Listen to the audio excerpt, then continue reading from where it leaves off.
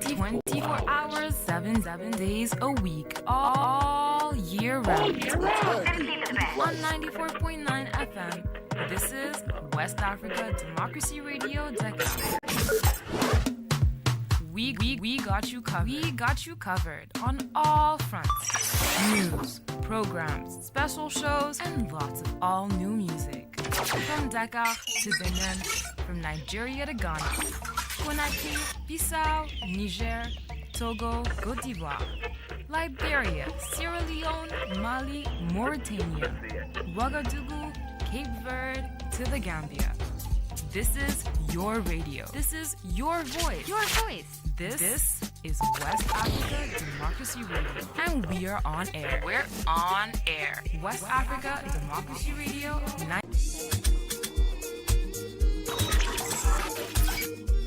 For any cackle, I giggle.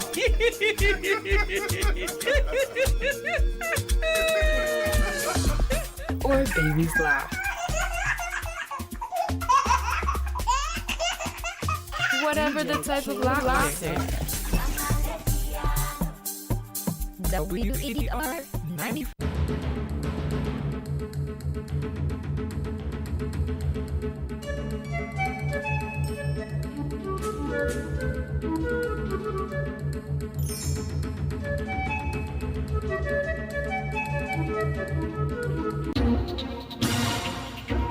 WADR,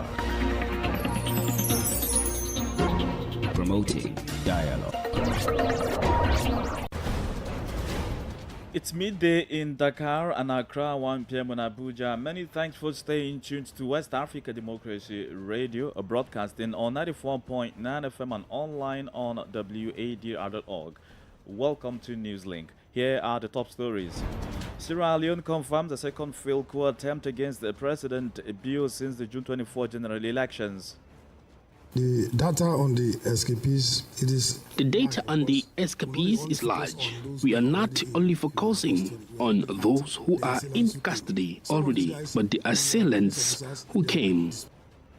Mali's public prosecutor opens a judicial inquiry against a dozen individuals, including alleged terrorist leaders in the northern region. The Senegalese Navy makes record seizure of tons of cocaine in the deep sea, and the third annual conference on public health in Africa gets underway in Lusaka, aiming to restructure the continent's health architecture. Details of these stories and more coming up shortly. Here is Abdullahi Hassan with NewsLink. Once again, many thanks for joining us and a warm welcome to our listeners in Gambia, Ghana, and Liberia. The Sierra Leonean government has labeled Sunday's attack as a failed coup plot against President Julius Maada Bio's regime after it earlier said it was an attempt to destabilize the state.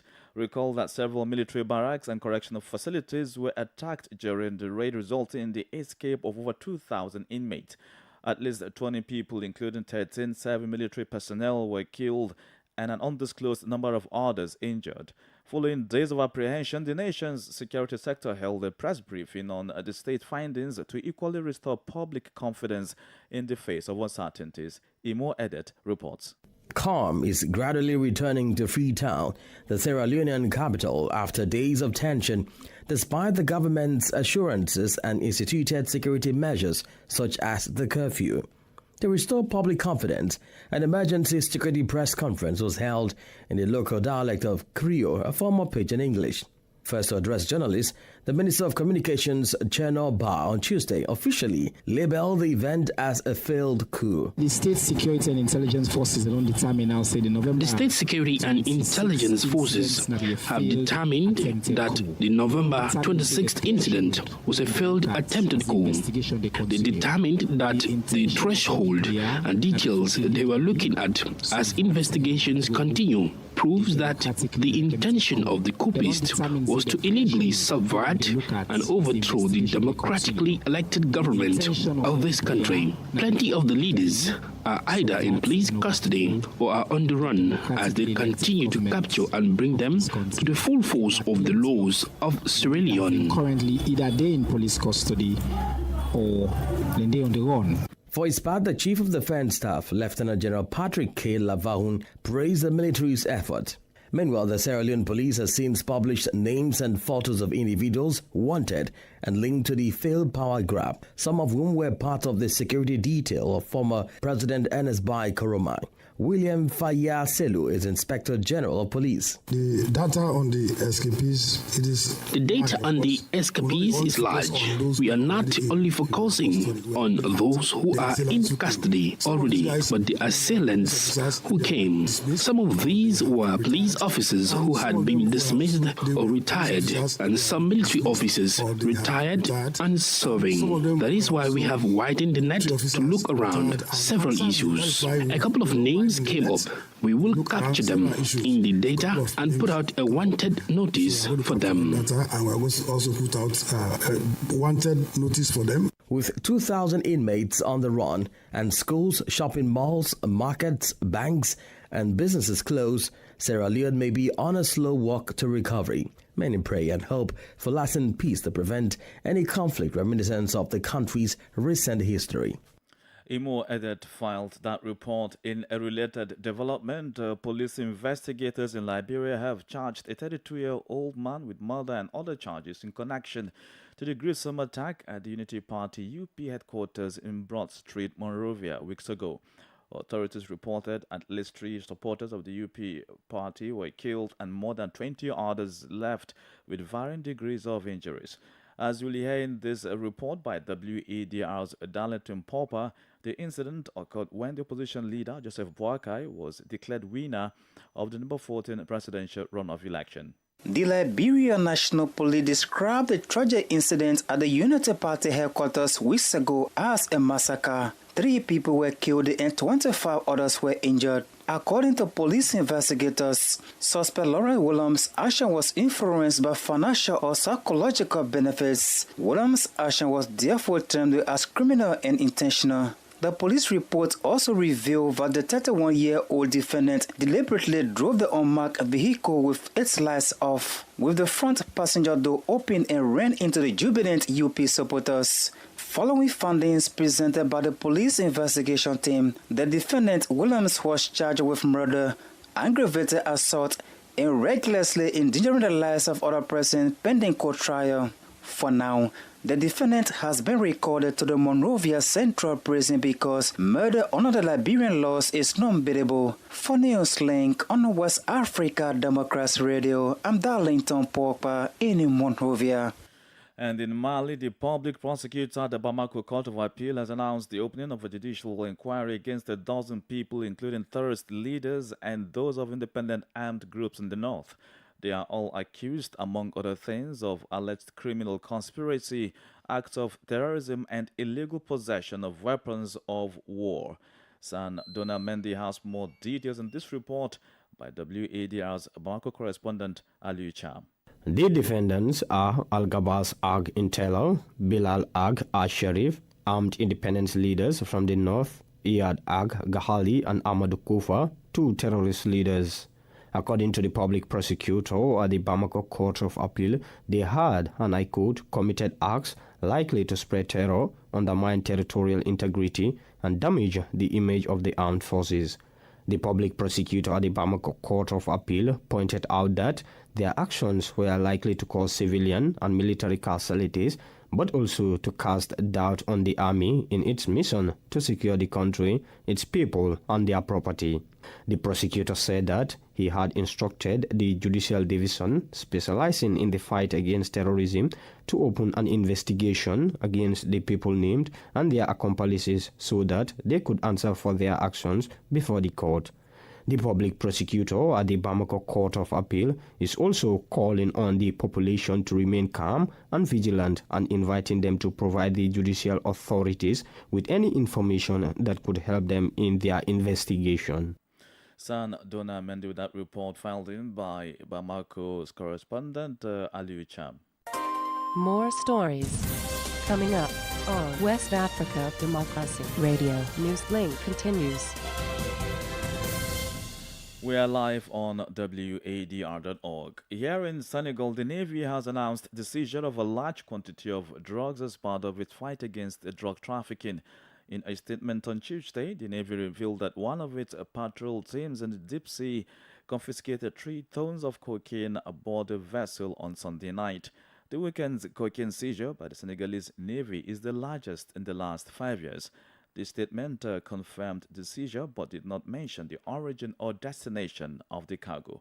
Senegal and West Africa in general have become preferred transit zones for Latin American cartels seeking to reach Europe, according to United Nations Office on Drugs and Crime UNODC.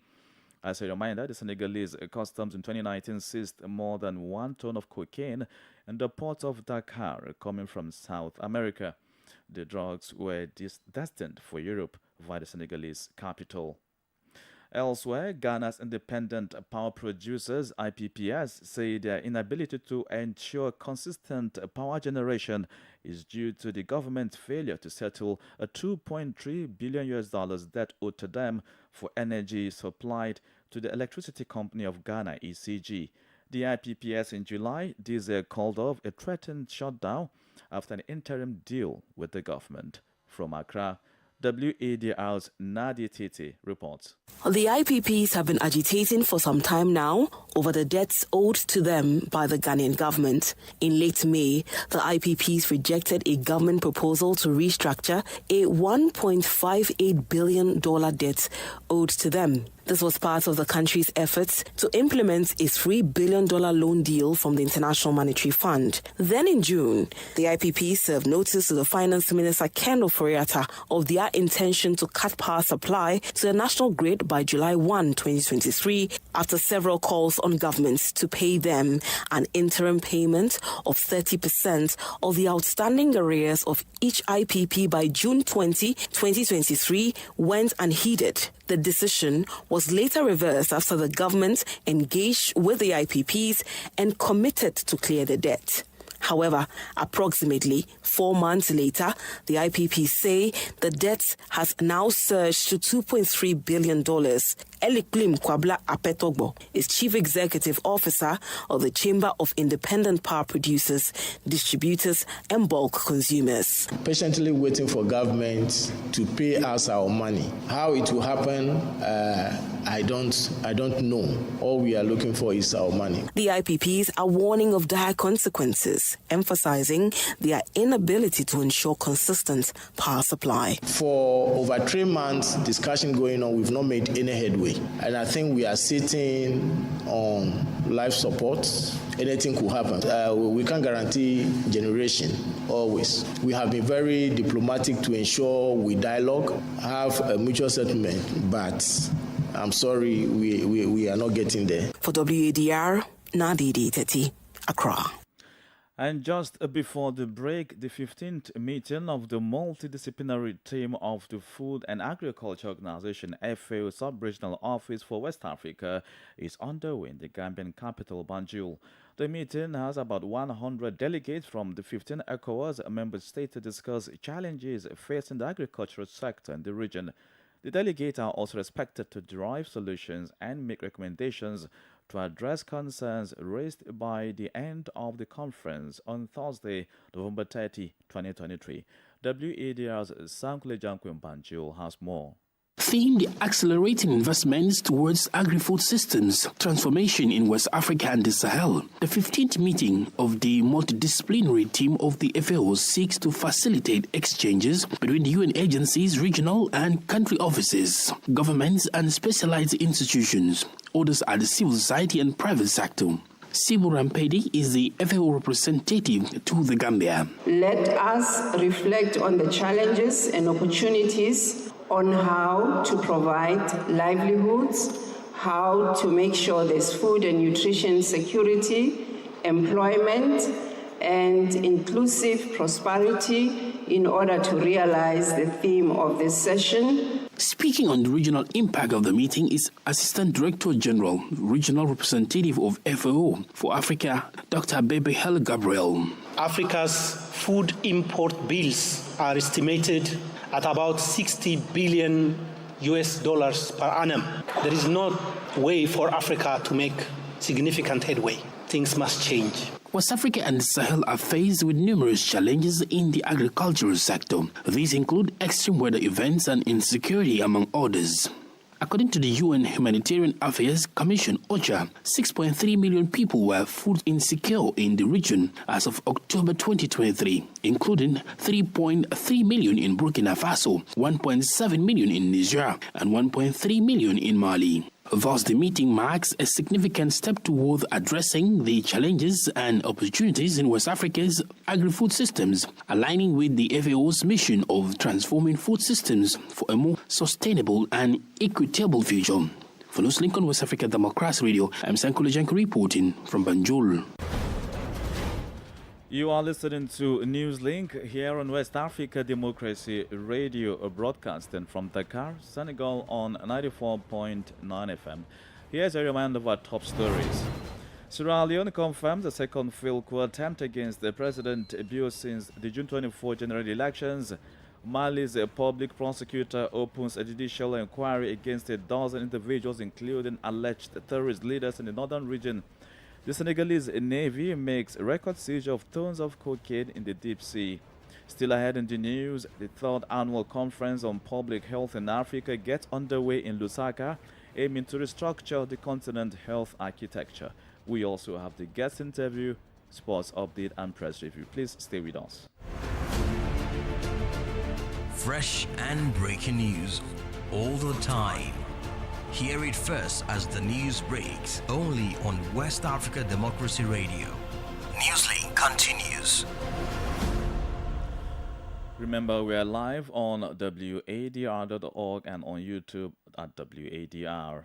And now to health matters. The third annual conference on public health in Africa gets underway in Lusaka.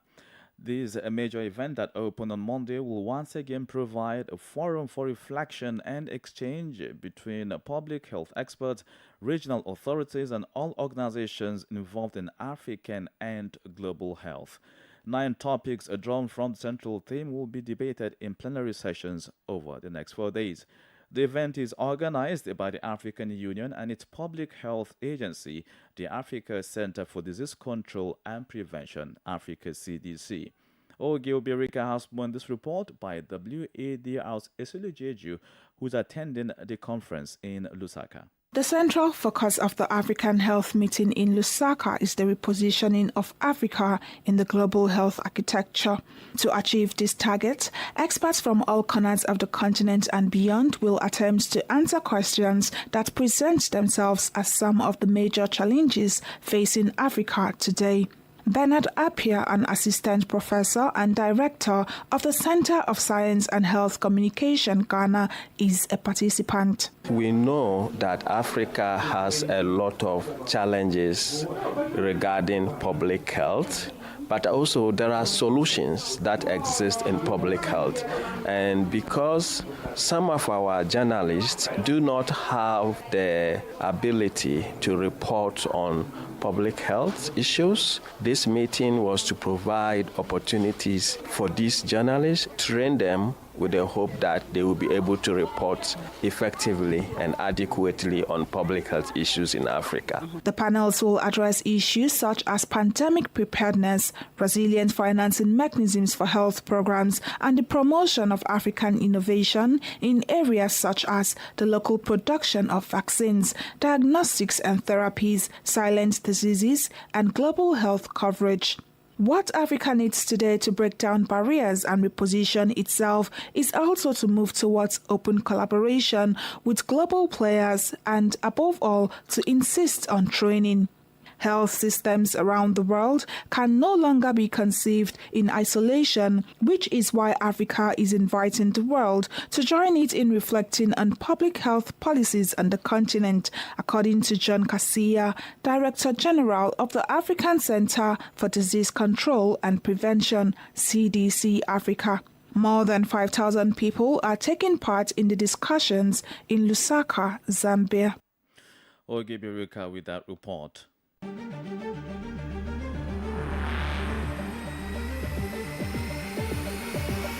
This is the newspaper review. Stay on top of the news. Get the most important stories with added insight and concise review. This is the newspaper review. Let's now join Sankule Jankwin Banjul for the screaming and banner headlines on the front pages of the Gambian national dailies. Hello there and welcome to this edition of the Press Review. Let's begin today's Press Review with the Point newspaper. Witness QCell number in alleged PIU shooter case not registered by her name. That's according to the Defense Council. Witness faces tough cross-examination from council. That is about the ongoing inquiry on local councils here in the Gambia. ECOWAS Convergence seeks to inaugurate 2 regional committees. Slog Nigeria Limited, FIB Group, appeal High Court. Let's move on to the Standard newspaper for today. And the Standard's lead story reads, Barrow advised to avoid politicizing civil service, with the photo of President Adama Barrow and Seth Matijau. Seth Matijau is a renowned political science lecturer at the University of the Gambia, as well as a renowned human rights activist. Their photos are side by side. Gambia Immigration Department, that's GID, confirms passport not affected by SEMLEX stoppage. So the national documents at the moment in the Gambia are not being printed because the company that was contracted to print out these documents at the moment, they've stopped printing these documents because their contract with the government has come to an end and the authorities are yet to renew this particular contract. But according to the GID, this does not affect the printing of national passports. Africa's International Health Conference focuses on boosting vaccine manufacturing. That's another story. And this one reads, Buy Low Judgment Day tomorrow. Let's move on to the Fourier newspaper. And the Fourier's lead story has to do with agriculture and farmers, as well as President Barrow's ongoing tour of the country. And it reads, Farmers in Nyamina demand government to increase groundnut price and rehabilitate rice fields. Well, you've spoken to the big man himself directly. I hope he listens to your demands. FPAC makes a total saving of over $485 million on 2024 budget estimates. Deficit, the biggest threat to the economy, says Woolly East National Assembly member. Information Ministry's budget not reviewed. That's according to FPAC chairman Honorable Alaji Dabo. And National Civic Council for Education sensitizes over 300 women on leadership political participation. I'm afraid these are the major stories making headlines on Gambian dailies. And it's back to you in the studio. Many thanks, Sankule Janko. Politics, analysis on major news, social matters, and all. This is a guest. Our guest this afternoon is Abubakar Jallo, a researcher and political observer in Freetown, who joins us with updates, especially reaction from the Sierra Leone's major opposition political party, the All People's Congress, APC. This is because the state says findings indicate the involvement of 7 and retired military officers and those belonging to the security detail of former President Ernest Bai Koroma, who is leader of the opposition APC party. Jallo says since the press briefing by the security sector on Tuesday, details of which formed the first report on this edition of the news, the APC has distanced itself from any involvement with the alleged coup plot. Yeah, we get an update yesterday from different sources. First, we get the first source from the Ministry of Information, who had a press conference yesterday. They updated that most of the assailants were connected to the former president Ernest Bai Koroma, and most of them were former bodyguards to the former president, and and they were involved in military barracks attack. That's what they objected the public yesterday. So has the APC issued any statement regarding these claims of findings by the state, especially that it's just weeks ago that the AU, ECOWAS, and the Commonwealth reconciled both parties because of the rift they had? Yeah, as you just said, there was a negotiation going on between the government and the main ruling party, SLPP, and the main opposition party, APC. There was negotiations going on because following the dispute of the elections on June 24th, and there was also some international community involved in that, and there was this negotiation going on this acquisition coming. And yesterday, the main opposition party, they issued a statement yesterday disassociating themselves from anything concerning the military barracks attack. And many observers are saying, this is going to affect the negotiation, and mostly the kind of accusation, and they are voting on the opposition mostly, and the former president. And but yesterday, the main opposition party, they issued a press conference and disassociating themselves. Anything they say they don't have anything to do with the assailant and those who were involved in the attack.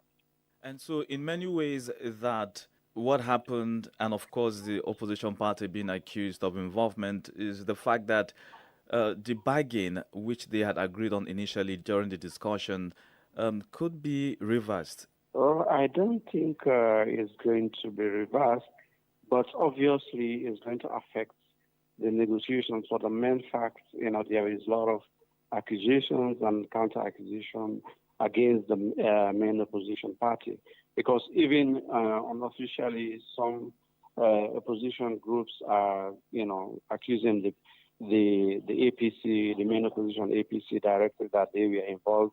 It was a coup attempt. They were trying to overthrow the government, and all these accusations are going on.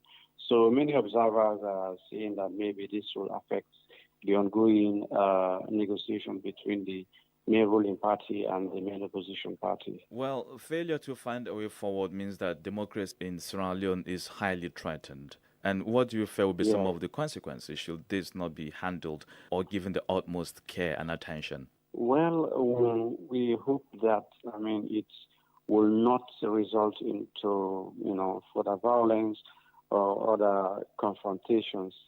As you know, Sierra Leone has a history of, violence, civil war, military coups. So, but people are expecting that after this, maybe, the government will try to calm down and try to negotiate with the opposition and try to make things right so that, the tension between the opposition and the main ruling party will calm down. That was Abubakar Jallo, a researcher and political observer in Freetown, Sierra Leone. Well, in the world of sport, the road to the upcoming Total Energies CAF Women's Africa Cup of Nations Morocco 2024 will resume today as Africa's premier women's national team competition enters the nerve-wracking second round of qualifiers. Tunisia and Congo kick off the first leg matches today, where the Congolese will be tasked with a tough assignment of traveling up north. After overcoming Cote d'Ivoire, Tanzania will come face-to-face with Togo, the same side that cruised past Djibouti with a comfortable 6-0 score line. All eyes will be on the reigning champions, South Africa, who face the determined Burkina Faso side that is looking at seeing themselves in the competition again after the last edition's appearance. Another interesting duel sees a Central African clash between the Democratic Republic of Congo facing Equatorial Guinea, and that's all we have for you on the sports segment. And with that, we wrap up this edition of NewsLink here on West Africa Democracy Radio, broadcasting from Dakar, Senegal. Thank you for listening, and many thanks to Mustafa Sek and David Vincent for the technical support. Do interact with us via social media platforms, X, formerly Twitter, Instagram at WADR News, on Facebook, West Africa Democracy Radio English Service, and stream live on WADR.org. Coming up at the bottom of the hour is WADR's gender flagship program 50/50 with Na Didi Tete. And up at the top of the hour, 1 p.m., is the second edition of our comprehensive news package in French, Info Chefu. I am Abdullahi Hassan. Good afternoon. And many thanks to you for listening to NewsLink via Hot 104.3 FM, Newmi FM 94.0, and Veritas Radio 102.9 in Banjul, the Gambia. We also appreciate our listeners in Liberia via Alternative Youth Radio 98.9 FM, Lofa County. For you listening via Radio Pad 95.1 Damango, Savannah region, and on Royals FM 104.7 Wenchi, Ghana, we say a big thank